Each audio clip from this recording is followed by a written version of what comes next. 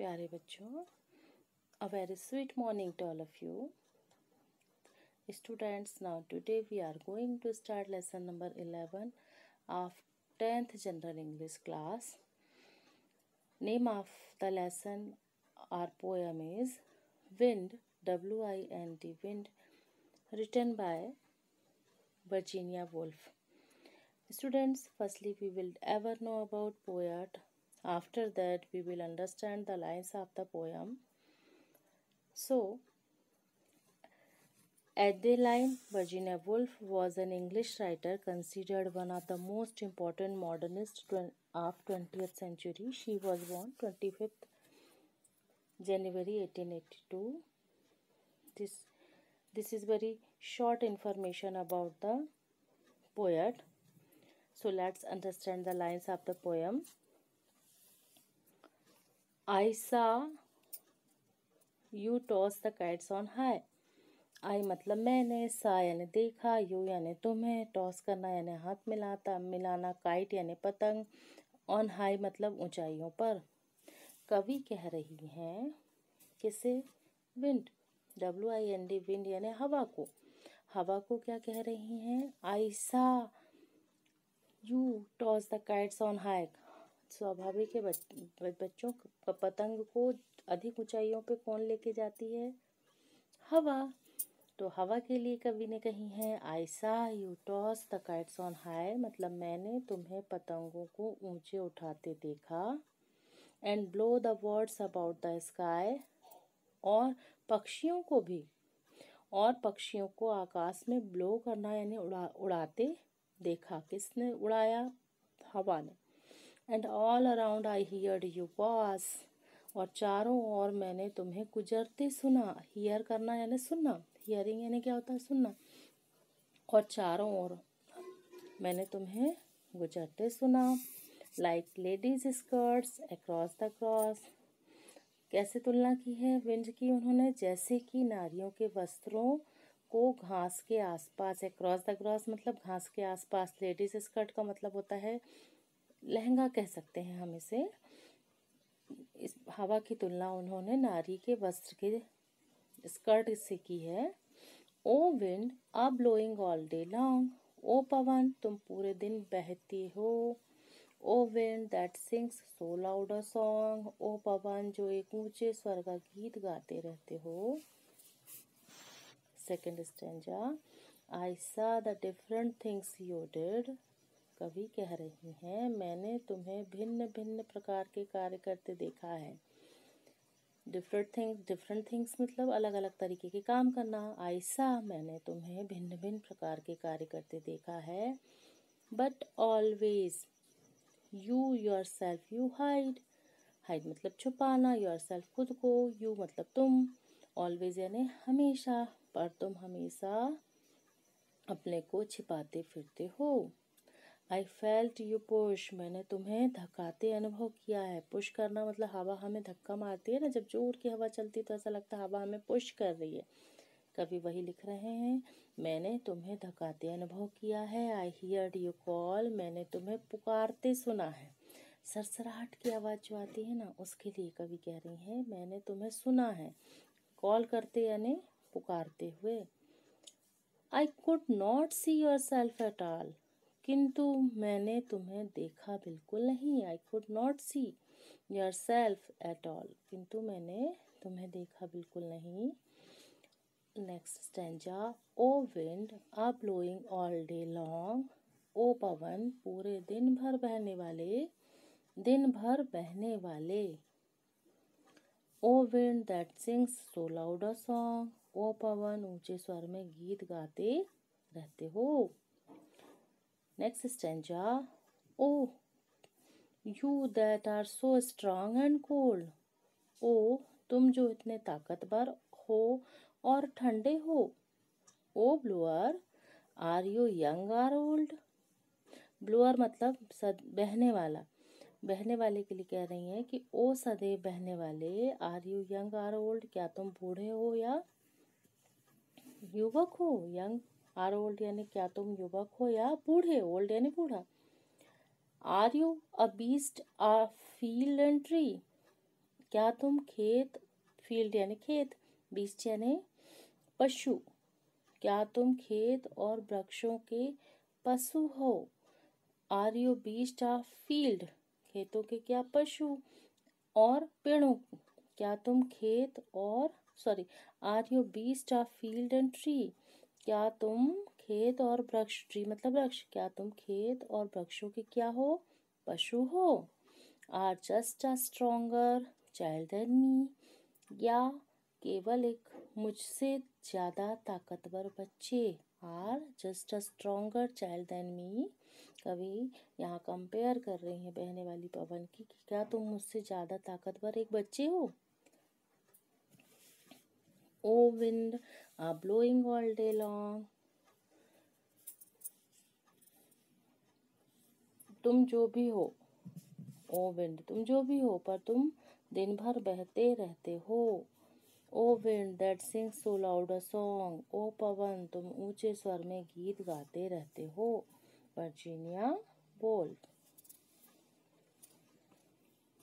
Next we want to discuss with you about the poem, हम कविता के central idea को समझने की कोशिश करेंगे, which is on your text book page number 83। It is a nature poem, it is a nature poem by Virginia Woolf. यह Virginia Woolf द्वारा लिखी गई यह कविता जो है प्रकृति का वर्णन करती है। It is a nature poem. The wind causes the kites to go up and the birds to fly in the sky, पवन जो है पतंगों को ऊपर उठाती, द विंड, विंड यानी पवन, कॉजेज द काइट्स आई, पवन के कारण जो है पतंगे कहाँ जाती है, गो अप यानी ऊपर जाती हैं, and the birds to fly in the sky, और पक्षी आकाश में उड़ते हैं। यहाँ पर भी वही लिखा है कि the wind causes the kites to go up and the birds to fly in the sky, it blows throughout the day, और यह क्या है, पूरे दिन बहती है। थ्रू आउट द डे मतलब पूरे दिन थ्रू आउट द डे मतलब पूरे दिन बहती है। It makes a loud sound when it blows fast, जब यह तेज बहती है, मतलब यह जब तेज बहती है, फास्ट मतलब ब्लोज यानी बहना, फास्ट यानी तेज, जब यह तेज बहती है तो लाउड साउंड यानी बड़ी तेज आवाज, ऊंची आवाज करती है। Though we can not see the wind, यद्यपि हम पवन को नहीं देख सकते। It causes great things to happen, नहीं देख सकते पर उसकी वजह से कई बड़े बड़े कार्य होते हैं। कार्य कार्य मतलब बहुत सारे काम विंड करती है ना। Sometimes it is strong enough to bring disaster and at other times it is cool and pleasant, कभी कभी यह इतनी प्रबल होती है कि विनाश कर देती है। डिसास्टर मतलब खुद आपदा ला देती है, मुसीबतें ला देती है। जब आंधी तूफान के लिए बोला कि जब आंधी तूफान वाली हवा चलती है तो परेशानी आती है, तो मुश्किलें आ जाती हैं। And at other times it is cool and pleasant, और कभी कभी यह शीतल और प्लीजेंट यानी सुहावनी होती है। This is about the poem. Let's we have to understand glossary words of this poem. First one is wind, W-I-N-D, wind. This is a noun form of word. Air that moves quickly as a result of nature forces, मतलब wind यानी हमें से क्या कह सकते हैं, हवा। Next question, next word TOSS, toss, ये वर्ब है। To make something move from side to side और up and down, toss means हम इसे हिंदी में कह सकते हैं उछालना। Next word ladies skirt, here lehenga, समझ ही गए होंगे, नारियों के पहनने का परिधान है ये। HIDE हाइड, वर्ब फॉर्म है ये। To put something in a place where it can not be seen, यानी छिपाना।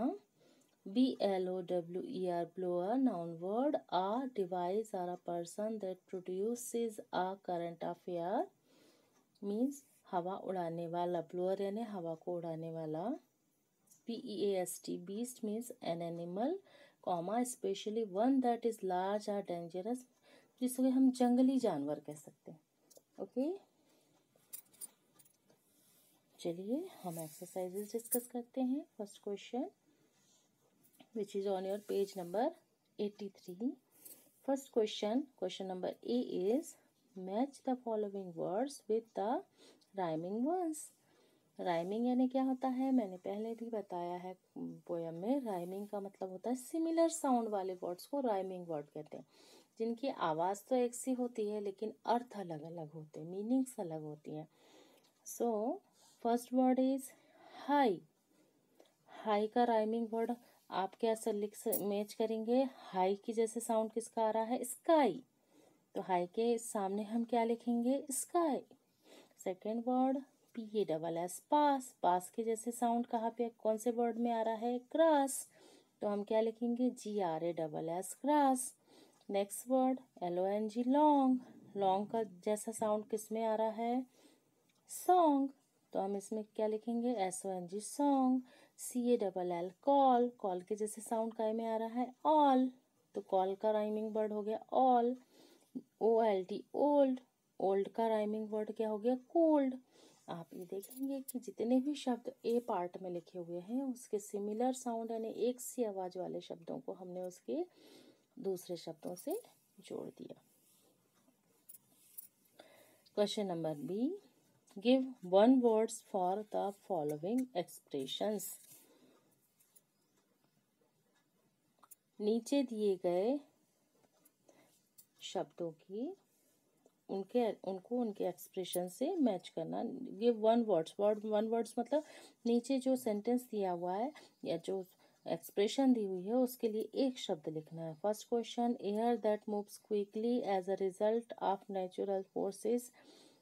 इसके लिए अभी हमने ये ग्लॉसरी में हमने ये मीनिंग देखा था, air that moves quickly as a result of natural forces मतलब प्राकृतिक रूप से जो air that moves quickly as results of natural forces कहने का मतलब इसे हम विंड, इसी को हम हवा कहते हैं। नेचुरल फोर्सेस मतलब प्राकृतिक बल के द्वारा जो हवा मूव हो रही है उसे हम विंड कहते हैं। Second, to put something in a secret और अननोन प्लेस, किसी चीज़ को सीक्रेट या मतलब रहस्यमयी जगह पर छुपा देना, उसे हम कहेंगे हाइड, HIDE, हाइड यानी छुपाना। लार्ज एंड डेंजरस एनिमल, बड़ा और बड़ा खतरनाक जानवर। बीस्ट यानी जंगली जानवर। A device, a person that produce a current air, एक कोई डिवाइस या कोई व्यक्ति जो करंट एयर को प्रोड्यूस करे उसको ब्लोअर कहते हैं, बहने वाला। Okay. Second question, here are few words beginning with wind, study the meaning carefully and fill in the blanks making necessary changes. नीचे कुछ शब्द दिए गए हैं, here are a few words beginning with wind, नीचे कुछ शब्द दिए गए हैं जो कैसे शुरू होंगे, विंड से शुरू होंगे। Study the meaning carefully and fill in the blanks making necessary changes means हमें इन शब्दों को आवश्यक परिवर्तन करते हुए उन्हें जो है खाली स्थान में भरना है। First word is to rest और relax after a period of activity और एक्साइटमेंट। गतिविधि या उत्तेजना की अवधि के बाद आराम करने के लिए जो शब्द यूज़ किया जाता है वो वाइंडिंग डाउन कहलाता है। क्या कहलाता है, वाइंडिंग डाउन मतलब नीचे घुमावदार तरीके से। Second, to make something such as the windows of a car moves downwards by turning a handle. कुछ करने के लिए जैसे कि कार की खिड़की एक हैंडल को मोड़कर नीचे की ओर जाती है, इसे कहा जाता है ओपन या by winding down. Third, to bring a business and activity ETC to an end gradually over a period of time. एक व्यापार और गतिविधि आदि लाने के लिए धीरे धीरे समय की अवधि पर समाप्त करने के लिए जो शब्द यूज किया जाता है जिसे हम कहते हैं wind up. Next question, answer these questions 1 और 2 सेंटेंसेस। नीचे दिए गए प्रश्नों के 1 या 2 वाक्यों में उत्तर दीजिए।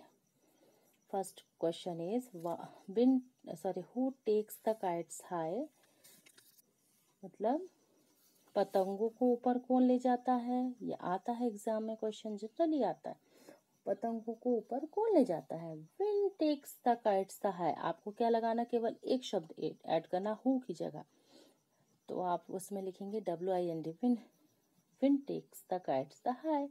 Second question, what does the wind always do,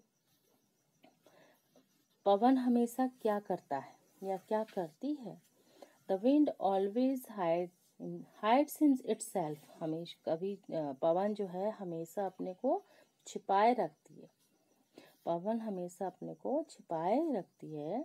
how does the wind works, पवन हमेशा कैसे कार्य करता है, करती है, करता है, करती है। तो answer is wind always does different things, पवन हमेशा विभिन्न कार्य करती है। इट पुशेस, वह हमें धकेलता है। इट ब्लोज, वह हमें हमेशा बहती है। ऑल डे लॉन्ग, पूरे दिन। Next question, what does the poet wants to know about the wind, कवि पवन के बारे में क्या जानना चाहता है। He wants to know the whether wind is old और यंग, वह जानना चाहता है कि पवन बूढ़ा है या जवान, जानना चाहती हैं। एक्चुअली कवि क्या है, कवित्री हैं, तो हम कहेंगे कि कवि ये जानना चाहती हैं कि जो हवा है, विंड जो है, वो बूढ़ी है या जवान। यंग यानी जवान, ओल्ड यानी बूढ़ा। Next question, what does the poet ask in the last stanza, अंतिम छंद में या अंतिम पंक्ति में कवि क्या पूछ रहा है। In the last stanza, the poet asks whether he is a beast of field and tree, or just a stronger child than him, है ना। तो in the last stanza, the poet asks whether he is a beast of field and tree, or just a stronger child than me, means last पंक्ति में कवि पूछ रही है कि वह मैदानों पेड़ों पर रहने वाला कोई जानवर है। कौन, हवा के लिए पूछ रहे हैं ना, कि वह मैदानों पेड़ों पर रहने वाला कोई जानवर है या फिर कवि से ताकतवर कोई बच्चा, बालक। Question number B, answer these questions 3 or 4 sentences. Question number 1, what are the types of work of wind as described in the poem, कवि ने किस प्रकार के कार्य हैं जो कविता में वर्णित किए हैं। The poet felt him push and heard him call. It blows all day long and sings a loud song. कवि ने उसे धकेलता व पुकारता महसूस किया, वह दिन भर बहती रहती है, वह लंबा गीत गाती रहती है। Second question, what does the poet wants to know about the blower of the wind? He wants to know about the wind. Sorry, पहले हम क्वेश्चन देखें। What does the poet wants to know about the blower of the wind? कवि हवा को चलाने वाले के बारे में क्या जानना चाहता है। नो मतलब जानना, कवि जो है हवा को चलाने, कवि सोच रहे हैं कि हवा को भी कोई चला रहा है, तो उसके लिए वो जानना चाह रहे हैं। ब्लोअर मतलब चलाने वाला, हवा। तो what does the poet want to know about the blower of the wind means कवि हवा को चलाने वाले के बारे में क्या जानना चाहता है।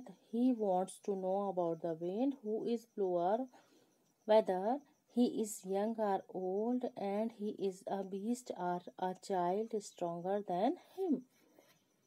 कवि सबको बहाने वाले पवन के बारे में कवि जानना चाहता है कि वह जवान है या बूढ़ा, जानवर है या उससे ताकतवर बालक।